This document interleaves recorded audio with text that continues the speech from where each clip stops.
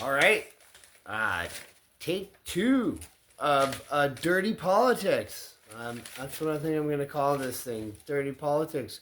With your host, Kirby Dirtman here. I say take two because I just was going to download Reels off Facebook, and I downloaded the Reel, and it was like uploading for an hour and a bit, and it just won't upload. Maybe it's too long. It was about 15 minutes or so, but now I'm just recording a video like I probably should have done. I'm learning. That's exactly why I'm making this podcast. If I was trying to look like a sane person and keep all my friends on Facebook, this is the wrong thing to do.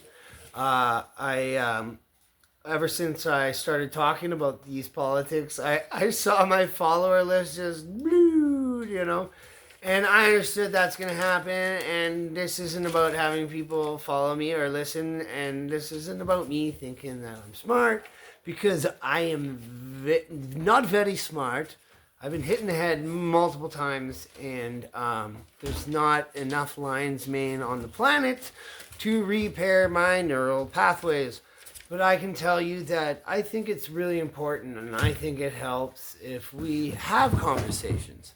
And if this podcast creates a conversation, or you get at me in the comments and we're able to chat, and you tell me where I'm wrong, where I'm right, that's going to be great. That's the whole point of this. And you guys might get discouraged a little bit when you think that, well, my liberal friends don't listen to me, and it seems like it keeps in the echo chamber. But no, you guys, having our own conversations and just allowing for this type of discourse is really important.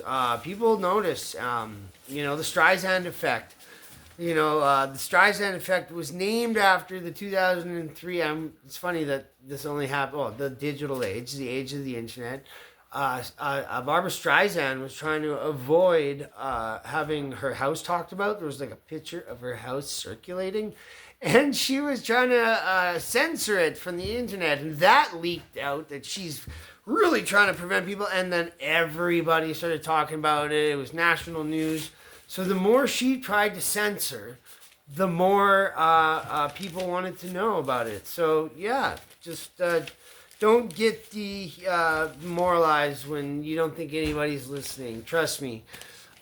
Even if, like this podcast, honestly, I call it a podcast. This is me talking to a camera. And I'm just happy if a few of my friends, I know there's a few people in my life that like to listen to my rambles, and we're not in the same province or even the same country anymore. But I think they appreciate this stuff, and then I'd like to thank them for, you guys are helping me work my stuff out. I got all these thoughts in my head, and I think it's great that I know at least a couple dozen people are going to listen to this, and that allows me to keep talking.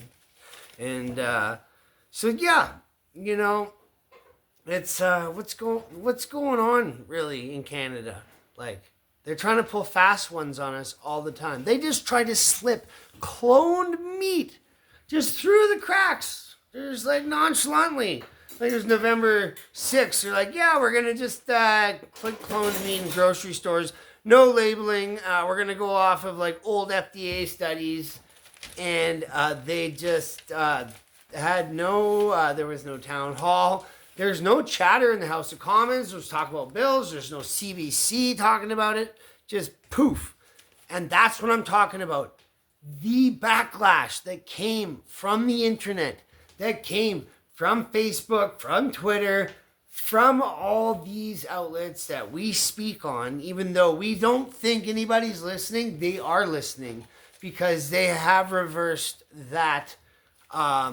I don't even know what to call it. Was it a bill, a law? You guys can tell me what the official legal thing is, what they were trying to do there. It was scary. But you gotta, I personally think you should have a butcher. I'm in Kelowna here, and I go to Johnny's Butcher. That's in Rutland.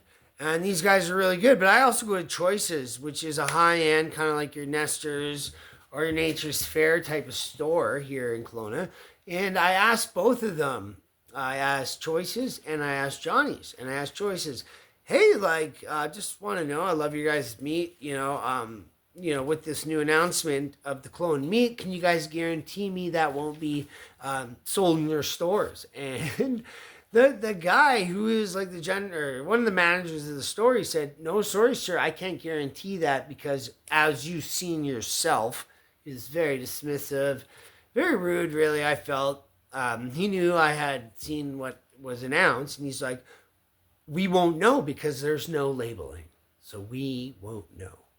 And I said, well, like, you must have, like, like a good relationship with your farmers and you know where your meat comes from. And he said, no, well, sorry, sir. Honestly, you should just contact your MLA if you want more information. Like, how am I supposed to feel confident in that? That is ridiculous. And when I talked to Johnny's, yeah, they quickly assured me, no, of course not. We know our farmers. None of that's happening. We were with local farmers and yada yada. So yeah, you guys should really get your butchers and make sure you know what's in your food. And bring it on to the main subject that I really was looking forward to talking about. Well, not looking forward to it, but like this, I feel like Canada, I'm starting to call it scamada. Like, it's just scamada. I think we're worse than Ukraine. I think we're the most corrupt country in the Western world. And we have a criminal mastermind at the helm. This man, I'd say it, is a criminal genius. He has not only Canada under his control and just using us to monetize and to become a billionaire is what I truly think. I think that's his mission. Some of the numbers, some of the grifts he's doing, these are green grifts. We're talking 200, 400 million in 10 years, 2.2 million in 10 years, billion in 10 years. Carney is pulling off which might be the biggest scheme in history. And it all starts back to the GFANZ, which is the Glasgow Financial Alliance, which now Canadian pension funds are being funneled. So our pension funds are being funneled into this massive, let's just call it a climate asset management group. Basically, well, let's ask a question. Whether you think climate change is real or not, climate change and the fight against it is for the betterment of humanity, or so we're thought to think. We're told that the third world is hit hardest by climate change, and somehow we need to change our policies, tax our citizens, risk our futures for the betterment of the third world. And maybe if that were true, there might be some good to that. But studies have come out that that is not true. These policies hurt the third world because GFANZ is responsible for a lot of financing and for a lot of the way money flows into these countries. And if the major banks won't invest into a smaller country, the smaller investors are going to leave too. And then next thing you know, you have job loss, you have energy scarcity, you have chaos. And what countries are most affected by this? Well, in the top 5, Indonesia, Nigeria. What's going on? Carney just made a couple deals. He made deals with Indonesia and the UAE. Well, it seems like Carney, the master of this GFANZ scheme, has put Indonesia in a bad spot. And now Indonesia is easier to come to the table with. And Nigeria, what's happening with Nigeria? Well, Canadian guns have been found to be used in the slaughter of Christians in Nigeria. The genocide no one wants to talk about. While all the leftists are running around screaming out Palestine, which I have sympathy for. I've been to the Middle East. In 2005, I went to Lebanon, Syria, Jordan, Israel, and occupied Palestine. I was in the West Bank, and I have my heart goes out to the Palestinians, but we don't talk about what's happening in Nigeria. And it's kind of funny when it's Canadian guns that wind up there. And where were they sold from? the UAE. And what did Carney just do in the UAE? He did a big, huge, they say $70 billion. That's not, there's not much benefit to Canada. There's some short-term gains. And eventually we're going to be giving some energy sovereignty over to the UAE. How come the only deals Carney can make when he flies around the country are for Brookfield and dirty third world countries that do not hold values with Canada, and the taxpayers footing the bill to make Carney money? What do you think Pathways Project is? The Pathways Project was one of, maybe we'll call it a linchpin in this pipeline deal, but I personally think that the Pathways Project will go ahead and the pipeline deal will not. Now, this project is a 400-kilometer pipeline that's going to take CO2 from different tar sands in Alberta, bring it up north to Cold Lake, Alberta, and put it in the ground. Yes, we are paying billions of dollars, taxpayer subsidy. They claim it's going to make money, but if the market reacts like experts think it will, they will never make money on this pipeline. They will not even break even in 20 years. And this is all because Brookfield's invested into it, and they're going to make a heavy return no matter whether this happens or not. But I thought we care about the climate. I thought we care about the third world. If we're seeing destabilization in the Middle East and Africa, and the stats show that this is because of climate policies, this is because we're telling a country like Africa or a country like Nigeria, who relies on maybe not the cleanest electricity, that they will not get funding, subsidies, or investment because the energy they produce is dirty. They don't have the infrastructure to do what we do in the modern world. Neither, nor should they, because it hasn't been proven to be effective and efficient. And it's not working. And the Pathways Project is just another green grift. And our next biggest problem here is David Eby. David Eby, this man is a Malthusian CCP cuck. I have a lot of bad things I want to say about David Eby. This fucking man pisses me off, but I'm going to be polite because I'm a polite guy. I'm not going to go there. But this man doesn't want anything good for Canada, for British Columbia. The deficit since his reign is now $10 billion. How many mills have closed in BC? 30, I believe, in the last decade. I know he hasn't been in charge for that long, but it's been under a Liberal reign, and the NDP and the Liberal, to me, are two in the same. One and the same.